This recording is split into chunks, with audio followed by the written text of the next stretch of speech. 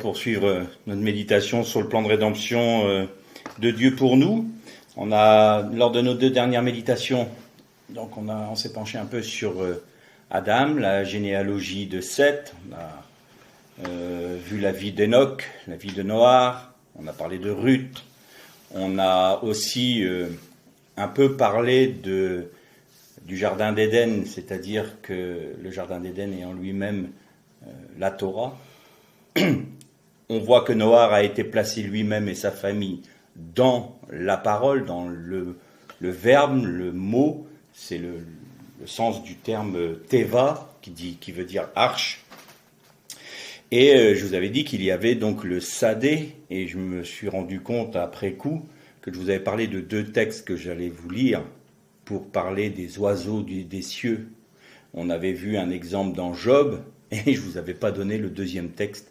Alors je vous propose de corriger tout de suite l'erreur qui a été faite la dernière fois. Donc on a un autre texte qui nous est relaté dans le livre de l'Ecclésiaste et qui est un peu plus précis sur cette notion des oiseaux des cieux du Sadé, c'est-à-dire des esprits impurs du Sadé qui peuvent nous nuire.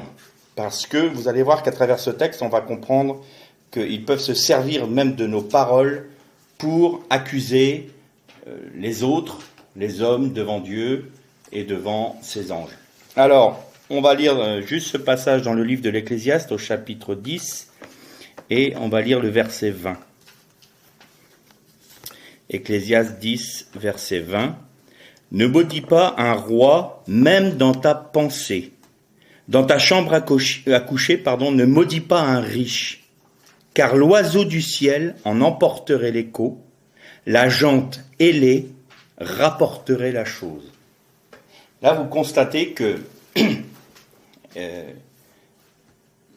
l'Ecclésiaste nous dit, inspiré par l'Éternel, ne maudis pas un roi, même en pensée. Donc on voit bien que là, on n'est pas dans le domaine physique.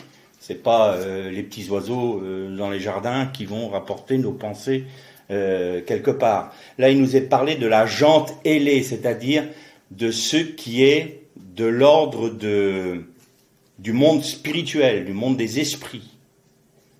Et donc, même nos pensées peuvent être utilisées pour accuser. À chaque fois que l'on va maudire une personne, même une personne qui a autorité sur nous, notre président par exemple, ceux qui nous gouvernent, quand on pense de mauvaises choses, quand on dit des mauvaises choses, eh bien les esprits du Sadé les utilisent pour nuire non seulement à la personne, mais à nous-mêmes. Et donc on ne doit jamais jouer avec le monde du Sadé. Donc je rappelle pour que ce soit bien clair, le Sadé il y a 2 notions. Sadé veut dire ce qui est à l'extérieur du monde habité, mais peut être traduit aussi par champ. Donc, si on parle du Sadé, les animaux des champs, physiquement, c'est les animaux dans les champs. Il n'y a pas de souci. Mais le côté spirituel, c'est le monde des esprits, mais des esprits impurs. Voilà, je veux que ce soit bien clair parce que on pourrait un peu se méprendre. Et quand la Bible nous parle de l'oiseau des cieux, l'oiseau du ciel, ou les oiseaux des cieux, qui viennent du Sadé, qui sont là pour emporter nos pensées, emporter nos paroles, pour les utiliser, puisque c'est rapporter. Vous savez que rapporter quelque chose dans la Bible et fait partie de la lachonara, c'est-à-dire de la langue mauvaise. C'est une des raisons pour laquelle Cham, on en a parlé la dernière fois, qui avait découvert la nudité de son père, non seulement il l'a fait, voulant ainsi prendre autorité sur ses frères et sur son père, de manière à diriger le nouveau monde, et il a été le rapporter à ses frères. Donc, il a péché et il le rapporte à ses frères, c'est-à-dire qu'il a utilisé l'action qu'il a commise pour nuire non seulement à son père et à sa mère, et apporter de mauvaises pensées dans le cœur de ses frères. Et c'est la raison pour laquelle le jugement de Dieu prononcé à travers la bouche de Noach était « Tu seras l'esclave de tes frères ». Pourquoi il dit ça? Alors, c'est pas la théorie du fait que, parce que Ham, ça serait les Africains noirs, et c'est pour ça qu'ils ont été esclaves. Du tout. C'est pas la malédiction. L'esclavagisme n'est pas issu de la malédiction de Noach sur Ham. Ça n'a rien à voir avec ça. Ça, c'est simplement les hommes qui sont méchants, mauvais, pourris, et qui ont été chercher des peuples qui étaient beaucoup moins forts qu'eux pour pouvoir les asservir. Ce n'a rien d'autre que l'histoire de l'humanité dans sa déchéance la plus complète. Voilà, l'esclavagisme n'a aucune autre raison que ça. Le péché de l'homme. C'est pas un jugement de Dieu. Mais qu'est-ce qu'il disait là, Noach? Puisque tu as voulu prendre autorité sur nous, et que tu t'es élevé toi-même de manière à prendre autorité sur tes frères, donc sur toute ma descendance et sur ma vie même, alors je prononce contre toi une parole, tu seras esclave de tes frères. C'est toi qui vas leur être soumis. Et n'oubliez jamais, il a visé Canaan. Et Canaan, c'est pas... les Cananéens étaient des originaires de Babel. Et là, on retrouve encore cette logique de la grande Babylone qui va prendre toute son ampleur, qui va arriver à son apogée et qui sera battue, vaincue et soumise au Messie qui viendra régner.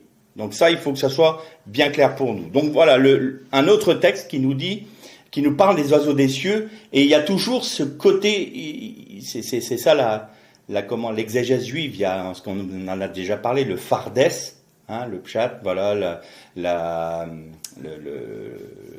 remes, le sod, et toute cette exégèse juive qui nous dit que dans l'allégorie, dans le texte original, dans le texte littéral, j'ai envie de dire, dans l'allusif et le sod qui est le secret. Il nous faut toujours chercher le secret de la parole de Dieu par l'Esprit de Dieu. Autrement, on va lire une petite histoire bien gentille, puis on va pas comprendre. Là, le livre de l'Ecclésiaste, on pense que c'est poétique, voilà, oui, j'ai des mauvaises pensées, les oiseaux des cieux vont les en... Ça veut rien dire, si ce n'est qu'il y a une réalité spirituelle bien plus profonde qu'on ne peut l'imaginer. Nous, on s'arrête toujours au niveau matériel parce que nous sommes limités par nos 5 sens et par ce que l'on peut discerner, mais le monde est bien plus grand que cela, la création est bien plus riche que cela, que nos propres limites, et il y a des combats que nous ne soupçonnons même pas. Et pourtant, le monde physique est le champ de bataille des dominations spirituelles. C'est la raison pour laquelle l'Adam a été créé. Et c'est pour ça que l'Adam était un combattant, pas simplement un homme pour se balader dans un jardin. C'est Hollywood, ça. C'est pas du tout la parole de Dieu. Donc on avait parlé des oiseaux des cieux, on avait parlé de Noach, et on avait parlé un peu d'Abraham, et notamment le fait que c'était le même terme qui disait, comme pour Enoch, comme pour l'Esprit de Dieu qui se promenait dans le jardin, Abraham marcha avec Dieu, se promena avec Dieu. Il y a toujours cette pensée de communion intime avec Dieu dans le fait de marcher avec Dieu. C'est pas simplement obéir à ses commandements. On peut très bien obéir à la loi française par crainte d'être puni. Mais ça ne veut pas dire qu'on va aimer celui qui a fait la loi. On est bien d'accord. Un roi peut donner des édits, des décrets auxquels on doit se soumettre, mais on se soumet par obligation, par peur d'être puni, plutôt que le fait qu'on aime le roi et qu'on veut lui plaire. Et Dieu nous a édicté des lois, non pas des enseignements, pour nous conduire dans le vrai chemin de la vie, pour nous apprendre à pouvoir mener notre vie ici-bas de manière à faire sa volonté. C'est ça, simplement. Et donc on a le choix. Soit on obéit par peur, parce qu'on ne veut pas être perdu. Mais on n'obéit pas par amour pour lui. Ce que veut Dieu, ce que cherche Dieu, ce ne sont pas des enfants qui sont terrorisés par lui. Ce qu'il cherche, ce sont des enfants qu'il aime parce qu'il est leur Père, simplement. Donc avoir une relation intime avec notre Père céleste en Jésus-Christ. Pour poursuivre notre méditation donc sur le plan de rédemption de Dieu pour nous, j'aimerais qu'on fasse une lecture dans le livre de la Genèse au chapitre 12, et on va lire à partir du premier verset. Genèse chapitre 12, verset 1er.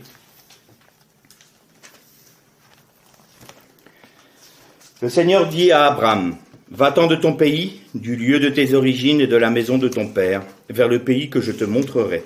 Je ferai de toi une grande nation, et je te bénirai. Je rendrai ton nom grand, et tu seras une bénédiction. Je bénirai ceux qui te béniront, je maudirai celui qui te maudira.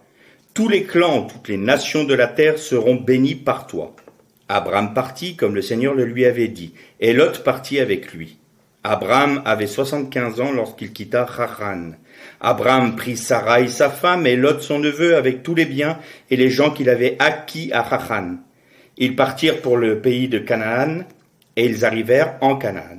Abraham traversa le pays jusqu'au lieu de Sichem, jusqu'au Térébinthe de Morée. Alors, sur beaucoup de traductions, vous aurez jusqu'aux plaines de Morée.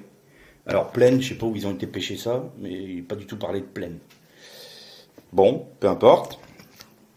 Les Cananéens étaient alors dans le pays. Le Seigneur apparut à Abraham et dit, « Je donnerai ce pays à ta descendance. » Abraham bâtit là un autel pour le Seigneur qui lui était apparu, puis il leva le camp pour se rendre dans la montagne, à l'est de Bethel. On arrêtera là notre lecture. Non, on continue, on finit la phrase. Il dressa sa tente entre Bethel à l'ouest et le Haï à l'est. Il bâtit là un autel pour le Seigneur et invoqua le nom du Seigneur.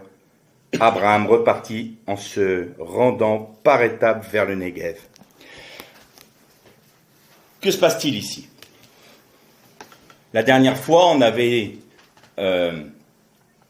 constaté que dans le plan de rédemption de Dieu, il y avait eu l'événement justement du péché de Ham.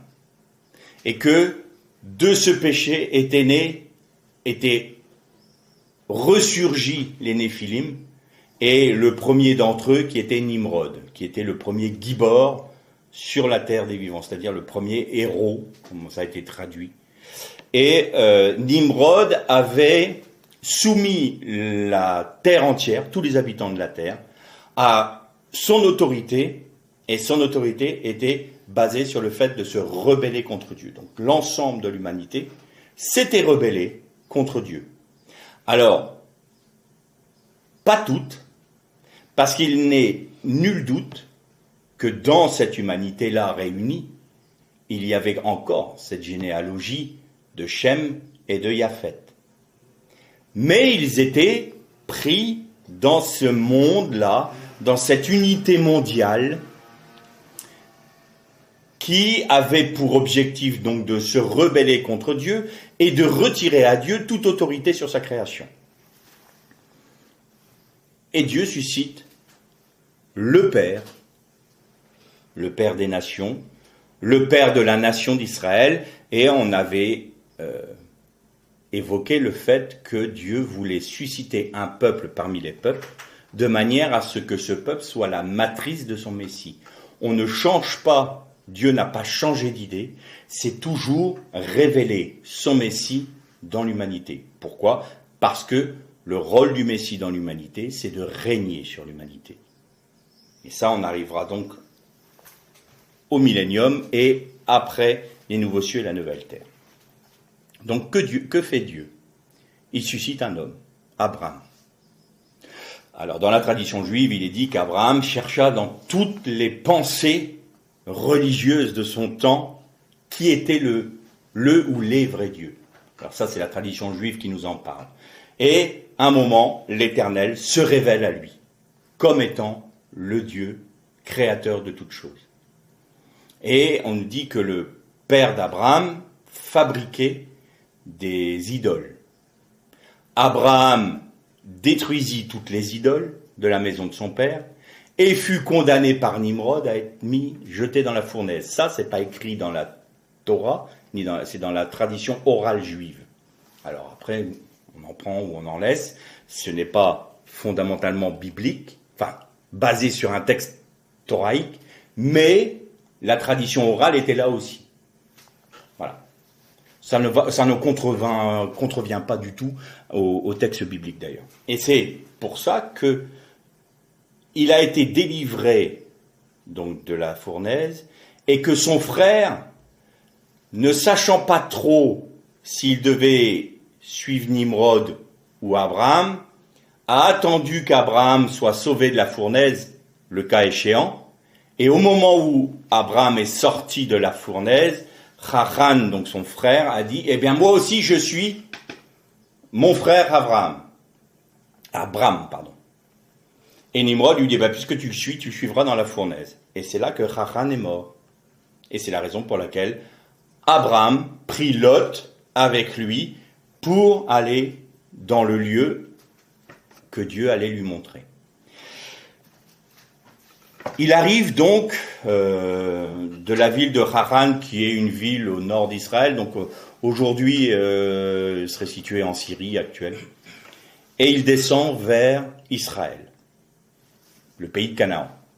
Et là, il s'arrête, dans beaucoup de traductions, c'est donc les plaines de Morée. Là, la traduction que l'on a dans notre Bible hébraïque, c'est les térébintes de Morée, c'est déjà plus précis. Ou alors, d'autres disent dans la forêt de Morée. Bon, le texte hébraïque nous parle d'un chêne, un arbre. C'est Elon Morée. Et Elon, si on le décortique un peu, s'écrit Aleph, Lamed, il y a un Vav et un Nun. Alors le Vav et le Nun peut être un diminutif. Mais littéralement, on peut le traduire par l'arbre de l'Éternel. Donc il arriva à l'arbre de l'Éternel, Morée. Chêne en hébreu se dit Elon, pas de problème. Mais, avec une vision spirituelle, Elon veut dire arbre de l'Éternel. Et Morée vient de la racine Yara. Et la racine Yara veut dire enseigner, montrer le chemin, une pluie, tirer une flèche. Et il y a un mot que vous connaissez tous qui a la même racine, c'est Torah. En d'autres termes, et en paraphrasant, Abraham, obéissant à l'Éternel.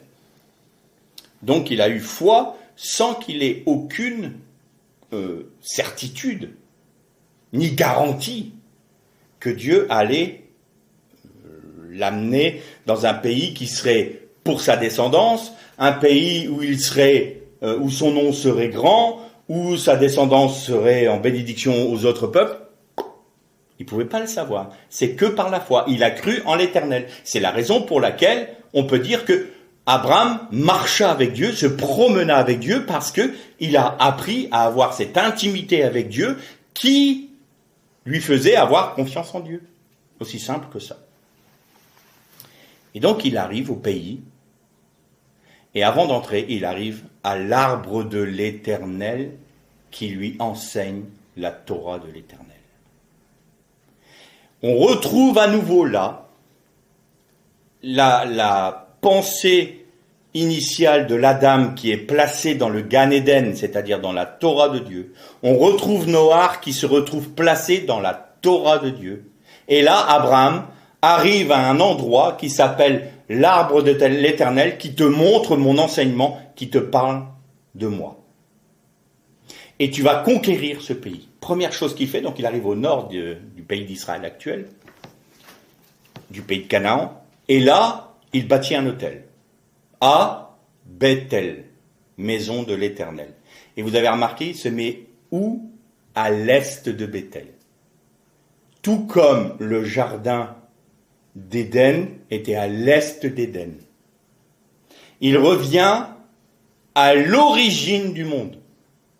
Il revient faire la réparation encore dans ce monde qui s'est à nouveau détourné de Dieu, qui s'est à nouveau rebellé contre Dieu. Et comme Dieu avait promis en Noar de ne plus détruire l'humanité, et donc le signe de l'arc-en-ciel en étant la démonstration physique aux yeux de l'homme, il notait aussi qu'aujourd'hui, on a détourné l'arc-en-ciel pour en faire le symbole de ce qui est contre la pensée de Dieu. L'humanité se cherche vraiment les ennuis, et elle va les avoir.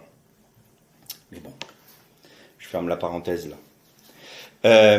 Il arrive dans ce pays, et donc il est mis à l'est, et retrouve la même signification. Je te place dans ma Torah à l'est d'Éden. Je te replace là où j'avais placé mon Adam. Et Abraham, qu'est-ce qu'il fait? Il monte un autel et il invoque le nom de l'Éternel. Là, qu'est-ce qui se passe? Il ne décide pas lui-même. Vous savez que la bénédiction, on en avait déjà parlé, quand il est dit que l'Éternel bénit Adam. C'est Bahar, et Bahar a aussi cette notion de s'agenouiller pour invoquer Dieu. Vous vous souvenez, on en a déjà parlé de ça. La première bénédiction que tout enseignant de la Bible vont dire pour l'homme, ils vont vous parler de croissez et multiplier. Mais ce n'est pas la première bénédiction. Dans le mot bénédiction même, il y a cette notion, je te donne la capacité de t'agenouiller et de m'invoquer et de m'adorer. Et qu'est-ce qu'a fait Adam? Il a mangé du fruit de l'arbre qu'il ne devait pas. Il ne s'est pas incliné devant l'Éternel pour faire la volonté de Dieu. Et là, Abraham, dans ce jardin d'Éden retrouvé, il fait exactement l'inverse de ce qu'a fait Adam. Il bâtit un autel et s'agenouille pour invoquer le nom de l'Éternel. Je revendique pour toi cette terre, ô Éternel, parce que je t'invoque. Je te loue et je te reconnais comme étant le seul Dieu. Je te reconnais comme étant le maître de l'univers. Il est à l'opposé de sa génération qui est dirigée par Nimrod. Là maintenant, il y a une séparation d'un peuple parmi les peuples. Pourquoi? Parce que Abraham porte dans ses reins tout Israël. Plus que ça. Et tous ceux qui seront rattachés à Israël. Il y a un passage intéressant et on l'emploie souvent pour dire qu'il faut reconnaître Israël comme le peuple de l'Éternel et qu'on est rattaché à lui. On l'emploie très souvent ce texte, c'est « Je bénirai ceux qui te béniront et je maudirai ceux qui te maudiront ». Il y a deux mots. Alors, je vous ai déjà parlé du mot kalal, et kalal veut dire diminuer. C'est une malédiction qui tend à nous alléger. Vous vous souvenez de ça? On est allégé devant Dieu. Léger, léger, tu as été trouvé. Donc ça, c'est une malédiction. Tous ceux qui vont te maudire, c'est-à-dire c'est le terme kalal qui est employé là. Tous ceux qui vont essayer de te diminuer, toi, le peuple d'Israël. Tous ceux qui vont essayer de te dénigrer, tous ceux qui vont essayer de faire en sorte que ma bénédiction que j'ai prononcée sur ta vie soit allégée. Et ça, c'est le péché de qui? De Bilam, Balaam. Qu'est-ce qu'il a fait? Il ne pouvait pas maudire le peuple. Maudire, mais dans un autre terme. C'est le terme harar. Et là, on va en parler tout de suite. Là, il nous est parlé du péché de Bilam qui a dit à Balak, je ne peux pas le maudire, mais envoie des prostituées afin que le peuple se charge d'un péché devant Dieu, alors ils seront allégés de la gloire de Dieu. Tu vas en enlever puisqu'ils vont désobéir, et ça c'est une malédiction détournée, j'ai envie de dire. Ils l'ont dénigré. Et c'est ça que ça veut dire. Dénigrer au peuple d'Israël son droit, son héritage, refuser à Israël son héritage, c'est-à-dire sa terre, son existence, c'est alléger Israël de la bénédiction et de la gloire de Dieu. Eh bien, qu'est-ce que dit Dieu pour tous ceux qui vont alléger de la sorte Israël? Je les harar. Et harar, c'est une malédiction aussi, mais qui a pour connotation, je les détruirai, je les anéantirai. Là, ce n'est plus simplement je les allège, c'est je les élimine. Il y a une destruction de celui qui portera atteinte à toi, de la part de l'Éternel. Maintenant, que chacun se place devant le Seigneur et voit si il faut toujours taper sur Israël et sur le peuple d'Israël, parce que je rappelle une chose aux chrétiens, c'est que quand le Seigneur nous dit par l'apôtre Paul, quand on prend la Sainte Seine, que celui qui ne reconnaît pas le corps du Christ se charge d'une malédiction sur lui-même. Qu'est-ce que ça veut dire? C'est quoi le corps du Christ? C'est Israël. Et ceux qui sont rattachés à Israël. Si on ne reconnaît pas Israël, on rejette notre propre corps. On rejette le corps du Christ. On se rejette soi-même. Et on prend un jugement contre nous-mêmes. Le corps du Christ, ça va jusque-là. C'est-à-dire, ça parle de tout le plan de rédemption de l'Éternel, qui est réuni en Christ. Nier à Israël son droit d'aînesse, nier à Israël son héritage, nier à Israël la bénédiction qui lui a été donnée en son père Abraham, c'est nier que toutes les promesses de Dieu pour la rédemption de l'humanité sont réunies en Christ. C'est ne pas discerner le corps du Christ. Et donc, c'est prendre un jugement contre soi-même. Alors, essayons d'être un peu plus prudents dans nos milieux évangéliques. Et plus largement encore.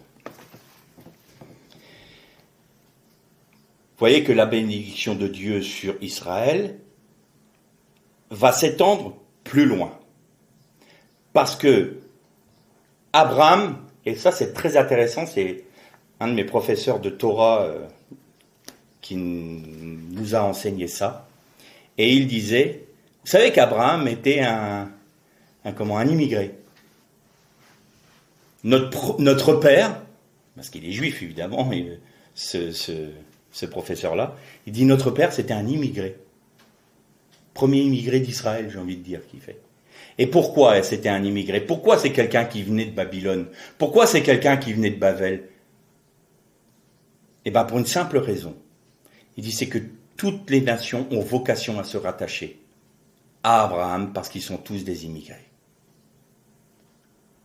Et lui qui est juif, non messianique, était en train de nous parler dans son cours du fait que se rattacher à Israël, tous ceux des nations qui reconnaissaient le Dieu d'Israël. Ruth, on en a parlé la dernière fois, tous ceux qui reconnaissent en l'Éternel le Dieu du peuple d'Israël et qui dit « Je ferai de ton peuple mon peuple et de ton Dieu mon Dieu ». Voilà, on retrouve cette notion-là. Je bénirai ceux qui te béniront, je maudirai ceux qui te maudiront.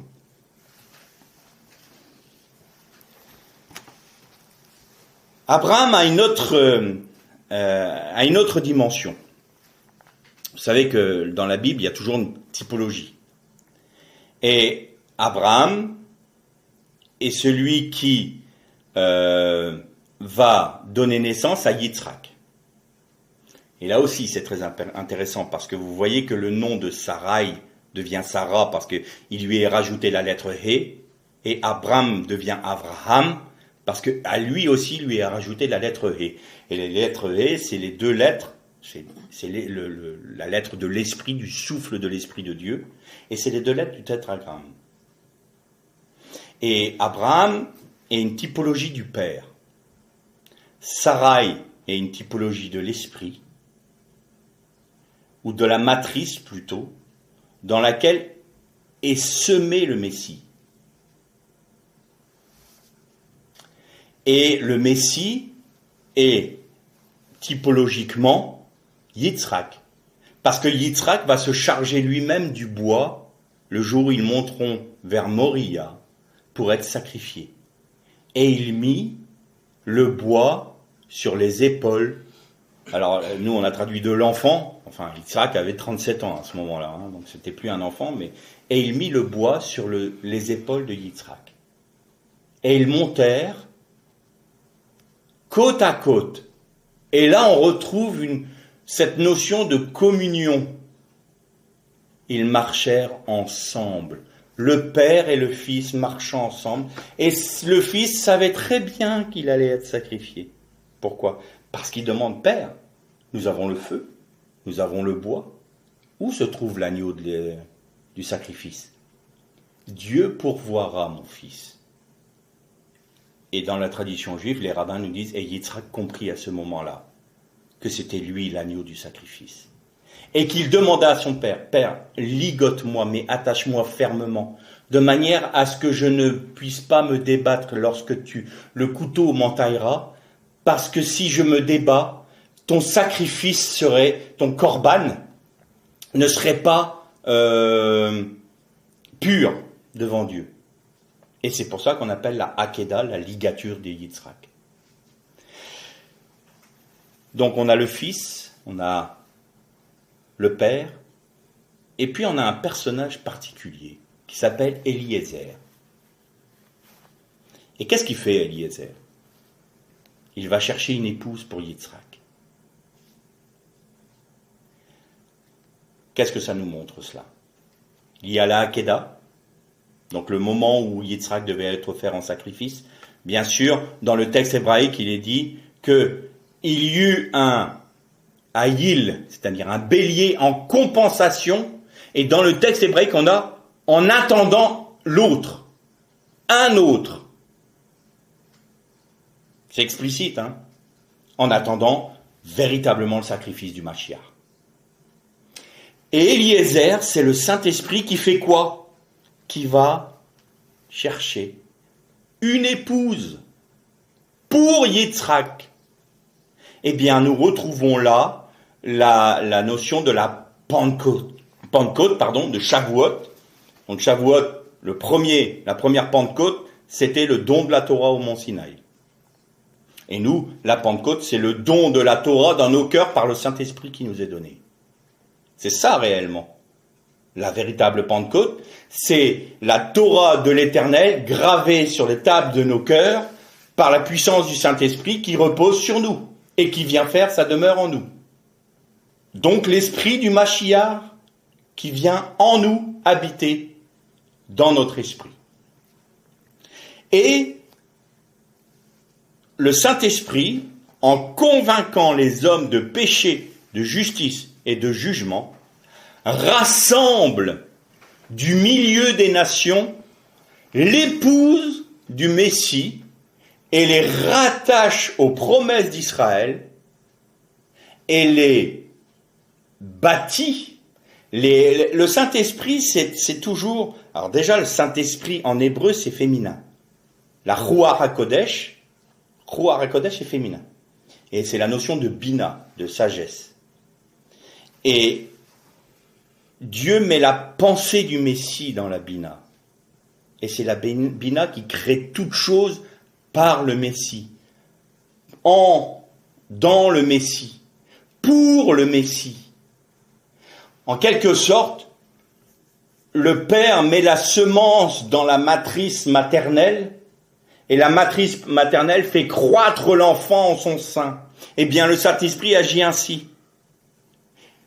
La Torah de l'Éternel est semée dans notre esprit par le Père, et le Saint-Esprit fait croître ce Messie, le Christ, dans notre vie. Et là, nous retrouvons Galates 2:20. J'ai été crucifié avec Christ. Ce n'est plus moi qui vis, c'est Christ qui vit en moi. Ma vie présente dans la chair, je la vis dans la foi au Fils du Dieu vivant. Ça veut dire quoi ? Ça veut dire maintenant, il y a une seule condition pour que cette œuvre du Saint-Esprit s'accomplisse dans ta vie. C'est ton acceptation. soit tu acceptes que cette graine messianique semée en toi puisse croître par la puissance du Saint-Esprit, mais pour ce faire, il va falloir que tu acceptes la discipline du Saint-Esprit. Vous avez noté qu'une femme enceinte ne peut pas manger ce qu'elle veut, ne peut pas faire ce qu'elle veut. Elle fait tout pour que l'enfant grandisse de la meilleure manière dans son propre sein. Elle fait tout pour que son enfant soit en bonne santé. Je parle d'une mère, vraie mère, hein. Aujourd'hui, on pourrait dire, voilà, une femme qui fumait avant, elle va s'arrêter de fumer. Non, ça va empoisonner mon bébé. Elle buvait de l'alcool. Non, je peux pas boire d'alcool parce que ça va nuire à mon bébé. Je vais pas manger telle nourriture parce que je peux avoir un problème et ça va nuire à mon bébé. Elle fait tout. Elle se prive. Bon, qu'elle se prive de tabac et d'alcool, c'est pas un problème. Mais il y a un moment des aliments légitimes. Elle se prive pour que l'enfant puisse croître normalement et qu'il n'y ait pas de souci de santé. Eh bien, nous, c'est la même chose. Alors, évidemment qu'il faut rejeter ce qui va nuire à notre vie spirituelle. Le tabac et l'alcool, c'est des péchés, c'est l'amertume, c'est tout ce qui va mettre en avant notre nature charnelle. Bien sûr qu'on va rejeter ça. Mais même parfois des désirs légitimes. Dire, Seigneur, non, je m'en sépare pour toi. Parce que ce qui m'intéresse, ce n'est pas d'avoir une vie selon mon cœur ici-bas, c'est de laisser le Saint-Esprit agir dans ma vie de manière à ce que le Messie puisse s'épanouir pleinement en moi. C'est ça mon objectif, parce que je sais que c'est ça ta volonté. Et je veux faire ta volonté. Non pas la mienne, mais la tienne. Et là, c'est refuser une nourriture, même légitime, si le Seigneur nous le demande. À l'inverse, on peut dire, Seigneur, je veux bien rejeter tout ce qui est néfaste pour ma vie et celle de mon enfant, je paraphrase, hein, donc tabac, alcool, mais quand même, pour ce qui est légitime pour moi, je refuse de m'en séparer. J'estime que non, je veux pas. Alors Christ pourra croître jusqu'à une certaine mesure dans votre vie, et sa croissance s'arrêtera là. Elle s'arrêtera où ? Elle s'arrêtera là où vous mettrez vous-même vos limites. Là où nous mettons des limites à Dieu, nous mettons des limites à la croissance du Christ en nous. Si nous ne mettons pas de limites dans notre vie, il n'y aura pas de limite à ce que le Saint-Esprit nous remplisse totalement de la vie du Christ. Voilà ce dont nous parle Abraham. Et ça aussi, ça fait partie du plan de rédemption de l'Éternel. Là, à travers Abraham, qu'est-ce que l'on voit ? On voit une personne à qui Dieu dit « Lech lecha » va vers toi, va pour toi. Où ? Tu sais pas. Imaginons, vous êtes chez vous, vous avez acheté une maison, vous avez bien préparé, tout est bien. Puis le Seigneur te dit, tu te débarrasses de tout ça, ta famille, tes amis, ta vie, et prends la route. Je vais où ? T'occupe pas, prends la route. C'est ce qu'a fait Abraham. Il avait la foi, il avait confiance en Dieu. Il savait que Dieu allait le conduire là où il fallait. Et où était le but ? Alors le but, entre guillemets, mais où était le commencement du but de Dieu ? Les chênes de Morée. Elon Morée, l'arbre de l'Éternel qui te donne ma Torah. Donc ma Torah, ça veut dire aussi qui te donne la direction, comme une flèche. Yara, c'est tirer une flèche. Et vous savez que dans le désert de Juda, ce que faisaient les soldats et même parfois des bergers, ils tiraient des flèches pour suivre les directions. Parce qu'on peut se perdre dans le désert de Juda. Je vous en ai parlé avec les collines et les vallons. C'est incroyable. Donc là, ils tiraient des flèches et suivaient les flèches qu'ils avaient tirées. Et on a gardé ça encore, nous, aujourd'hui, dans notre société moderne, j'ai envie de dire. Comment est-ce qu'on montre une direction ? Par une flèche. Si vous voulez aller à Paris, vous avez une flèche qui vous indique la direction de Paris. Si vous voulez aller à tel bord, c'est une autre flèche. C'est toujours des flèches. Et ça vient de là. Donc il tirait une flèche, et la Torah veut dire tirer une flèche pour montrer la direction, pour montrer le but. Et péché, ça veut dire quoi? Ça veut dire la flèche qui manque le but. Donc péché, littéralement, veut dire ne pas suivre la direction que nous montre la flèche qui s'appelle la Torah. Et la Torah, et Yara veut dire aussi la pluie. Et c'est pour ça qu'on trouve dans les bénédictions de l'eau et dans le temple où il y a aussi la cérémonie du puisage de l'eau dans le bassin j'ai oublié, dans le sud de la ville de Jérusalem. Il y a Bethesda, Siloé. Merci Annie. Dans le bassin de Siloé. Et pourquoi? Parce qu'il y avait des prières de bénédiction particulières pour que Dieu apporte ça, la pluie, en son temps. Il y a différentes pluies. La pluie qui vient du vent du nord, qui est plus froide, la pluie du sud. Il y a pour ce qui est des oliviers, des vignes, des chênes, il y a des pluies qui sont particulières pour les cultures en Israël. Et notamment, nous retrouvons cette notion-là dans les noces de Cana, où il est dit qu'il y avait 6 vases remplis d'eau. C'était la pluie de la Torah. Bon, c'est juste pour faire une petite digression là. L'Éternel dit donc à Abraham de suivre ce chemin-là. Évidemment, après, Abraham est humain. Il a fait ses fautes aussi. Il est parti en Égypte. Il a dit que, parce qu'il y avait la famine dans le pays, il est parti en Égypte. Il a fait tout un périple, mais même dans ses erreurs, vous noterez une chose très intéressante. Abraham étant le père d'Israël, il vient placer un autel au nord d'Israël, au centre d'Israël et au sud d'Israël.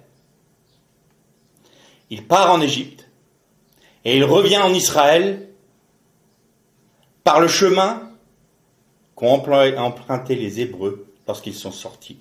En fait, qu'est-ce qu'a fait Abraham?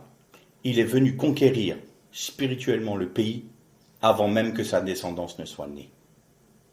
Et Israël, quand ils sont venus conquérir le pays de Canaan, ils ont repris le chemin d'Abraham par les autels qu'il avait placés. Et la conquête du pays s'est faite de cette manière-là. Vous voyez que même dans les histoires de la vie d'Abraham, tout est lié à ce plan de rédemption. Tout y est.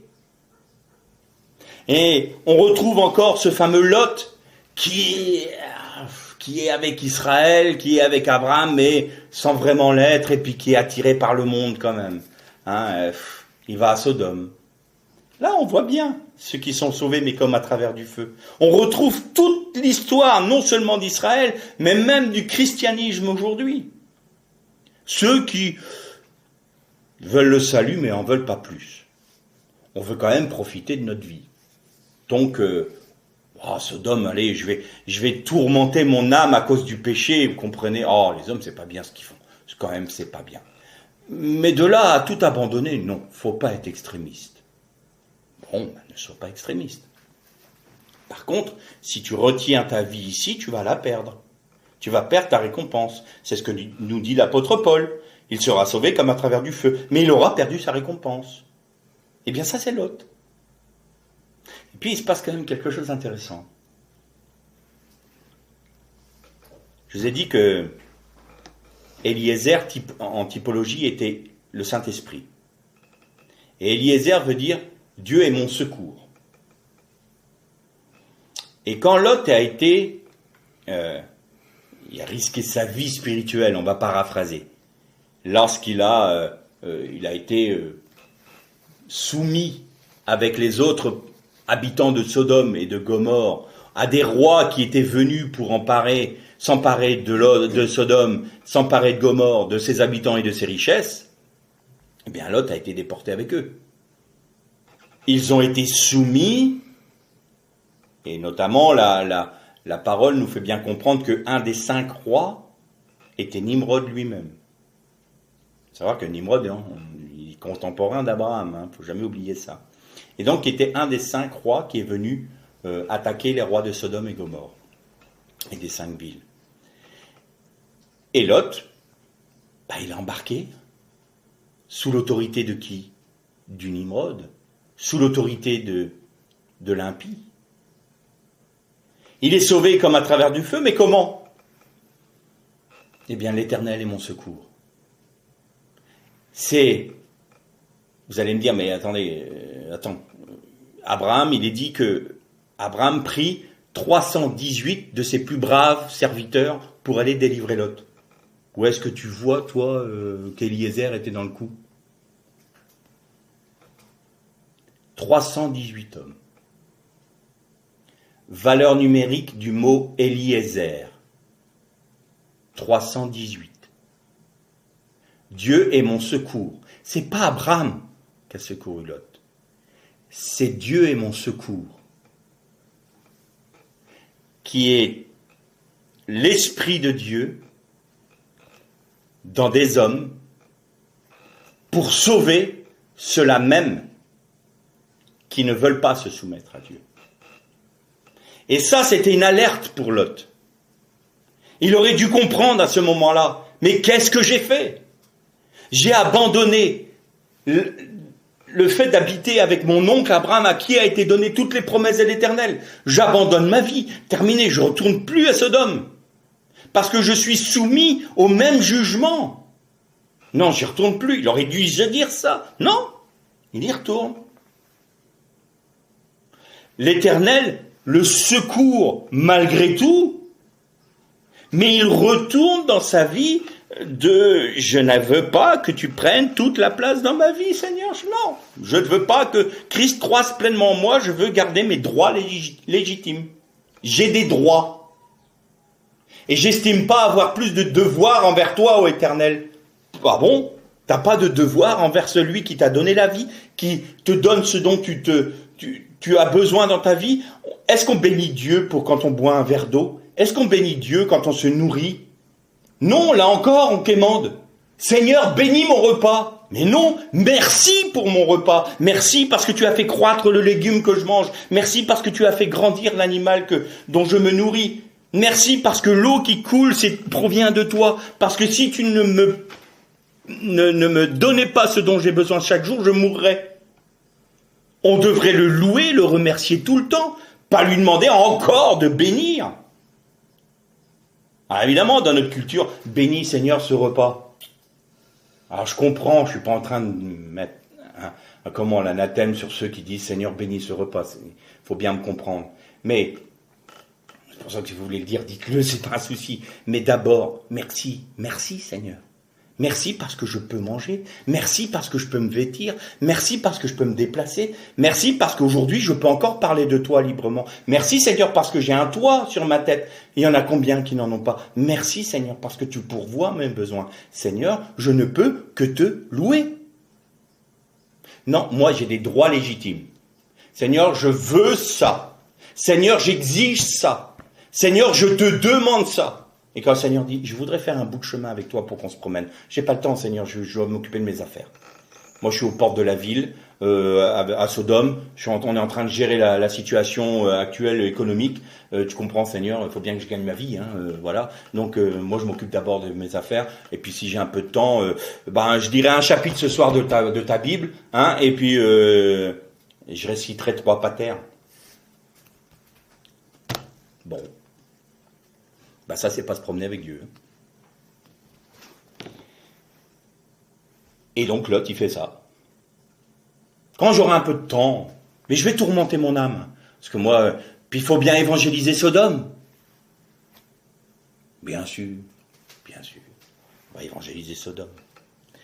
Et là, deuxième méga grosse alerte. Mais là, il n'y a plus de discussion possible.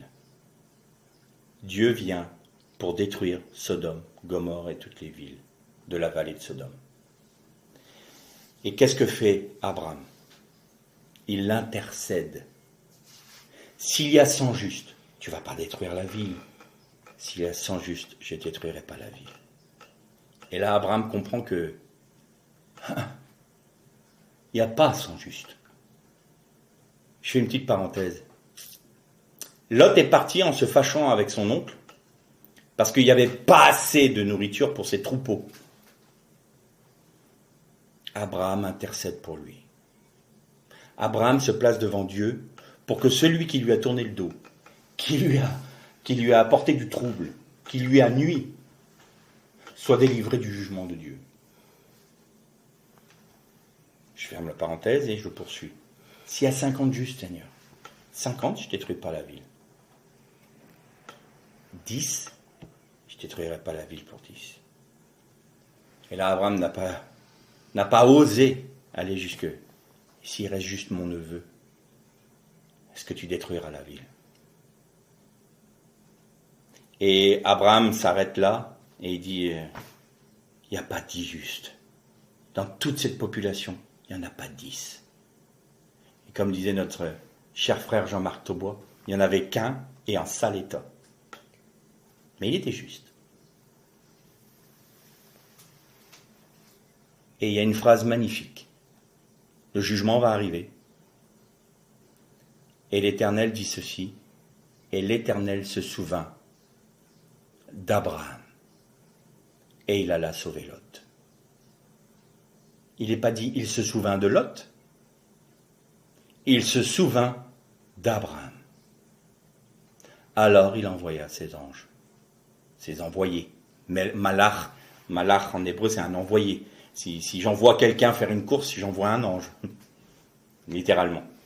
Après, il y a les anges de l'Éternel, mais nous, on voit ça, des êtres avec des ailes. Bon, oui, c'est les envoyés de Dieu. Et il envoie ses anges pour sauver Lot.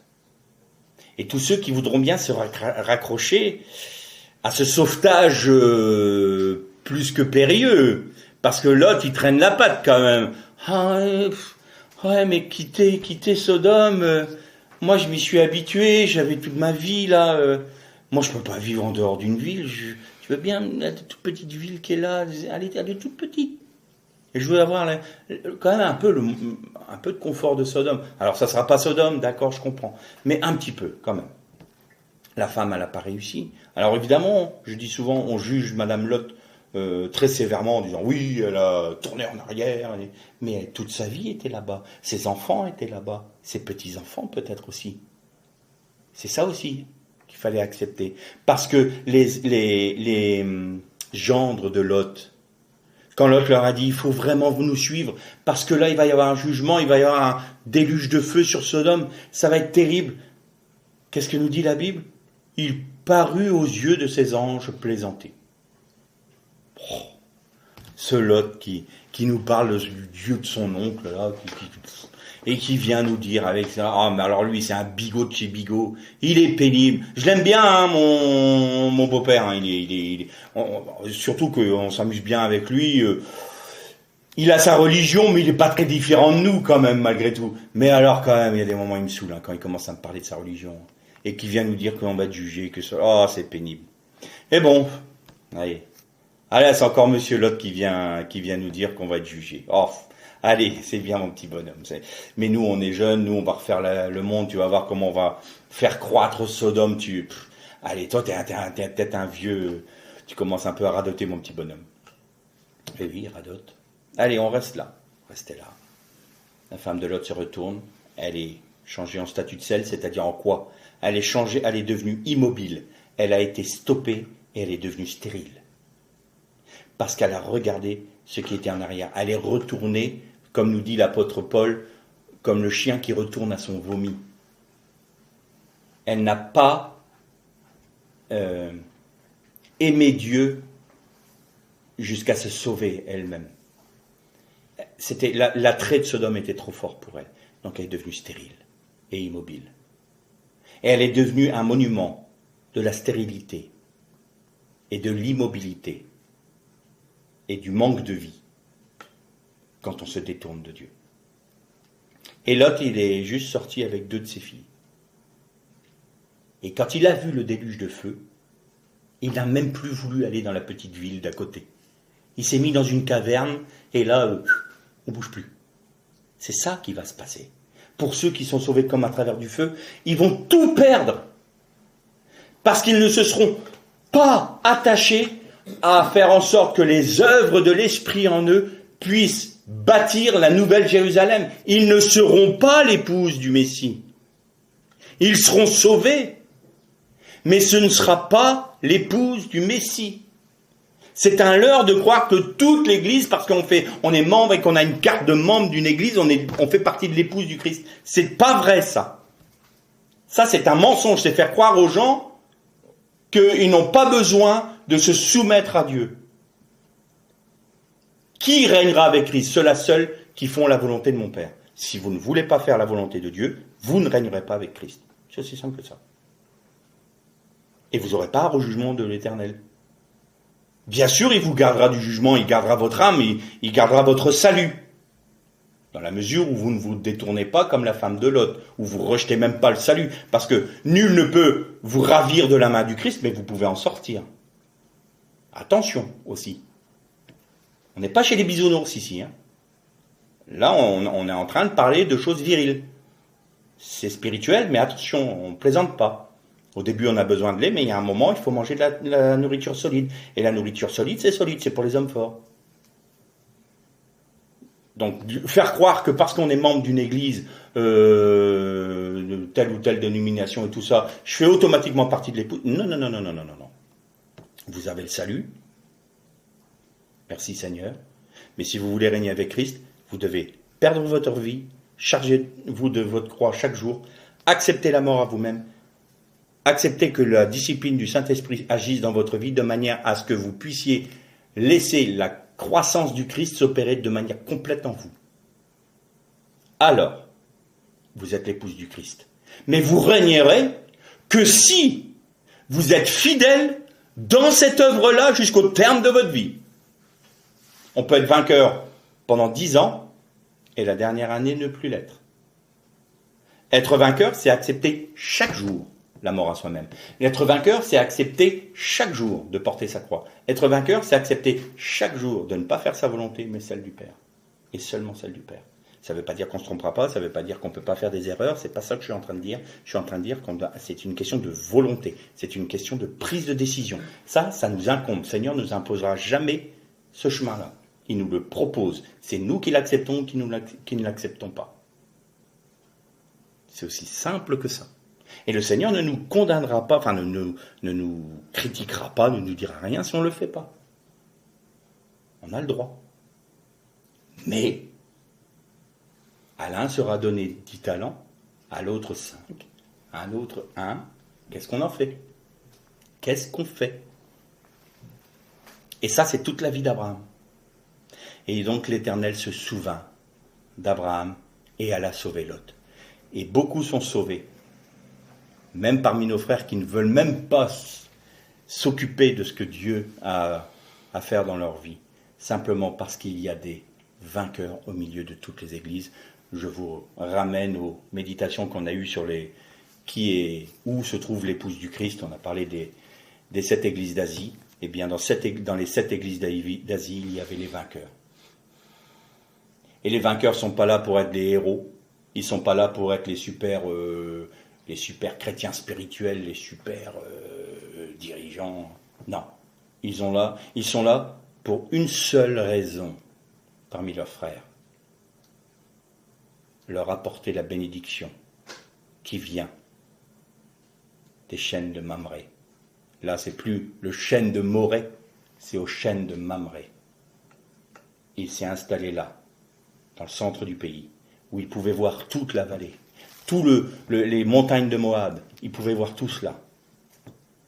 Parce qu'il était en train de conquérir le pays pour sa descendance, même pas pour lui. Parce que je vous le dis souvent, Abraham n'a pas eu d'héritage de son vivant. Le seul héritage matériel et terrestre qu'il a eu, c'est le tombeau d'Hébron, là où il avait enterré Sarah, et là où il fut mis à terre lui-même. C'est le seul héritage qu'il a eu dans le pays. Mais il a cru en son Dieu. Il a cru. Et si nous croyons, si nous faisons confiance en l'Éternel, si nous acceptons ce chemin qui est exigeant, il est exigeant, eh bien nous rentrons pleinement dans le plan de rédemption de l'Éternel. et en rentrant pleinement dans son plan de rédemption, nous faisons nôtre toute promesse qui a été donnée à Abraham, notre père spirituel. Parce qu'il était immigré, nous sommes nous-mêmes immigrés en Israël, même si nous n'y vivons pas. Nous sommes rattachés aux promesses d'Israël. Et nous pouvons faire pour nous toutes les promesses de l'Éternel, nous pouvons les faire nôtres. Mais plus que ça, je bénirai celui qui te bénira. Je maudirai, j'anéantirai celui qui te diminuera à mes yeux, qui te dénigrera à mes yeux. Ça fonctionne aussi pour ceux qui sont rattachés en Israël en Jésus-Christ, parmi les nations. C'est pour ça que toucher à la prunelle de Dieu, on nous dit que c'est Israël, mais Israël, l'Israël spirituel, j'entends. La communion entre l'Israël génétique et l'Israël de la foi. Je bénirai celui qui te bénira, je maudirai celui qui te maudira. On poursuivra la prochaine fois. Lech Shalom.